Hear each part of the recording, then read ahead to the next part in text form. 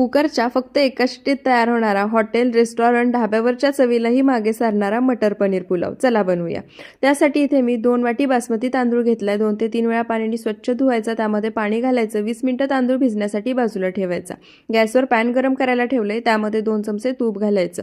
तूप गरम झालं की यामध्ये 100 ग्रॅम पनीरचे क्यूब करून घेतले आहेत ते घालायचे। सोनेरी रंग येईपर्यंत अलटीपलटी करत तळून घ्यायचे।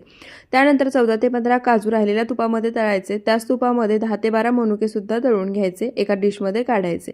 त्यानंतर गॅसवर कुकर गरम करायला ठेवलाय, त्यामध्ये पुन्हा 2 चमचे तूप, 2 चमचे तेल घालायचं। तेल तूप गरम झालं की यामध्ये खडे मसाले घालायचे, अर्धा मिनिट परतून घ्यायचे। त्यानंतर 4 ते 5 चिरलेल्या हिरव्या मिरच्या, 1 चमचा आलं लसणाची पेस्ट, चिरलेला कांदा घालायचा, हलकासा रंग बदलेपर्यंत आलं लसणाचा कच्चेपणा जाईपर्यंत भाजून घ्यायचं।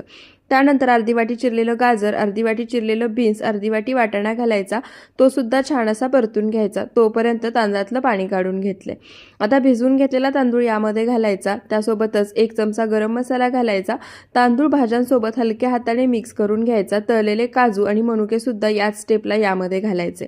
त्यानंतर 2 वाटी तांदूळ घेतला होता, त्याच वाटीने 3.5 वाटी यामध्ये पाणी घालायचं, चवीनुसार मीठ घालायचं, मिक्स करून घ्यायचं।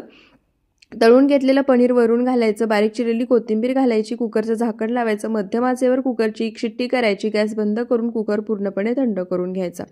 मस्त ढाब्यावर, रेस्टॉरंट, हॉटेलमध्ये मिळतो असा मटर पनीर पुलाव बनवून तयार झाला। तुम्ही सुद्धा नक्की बनवून पहा। व्हिडिओ आवडला असेल तर फॉलो करायला विसरू नका। धन्यवाद।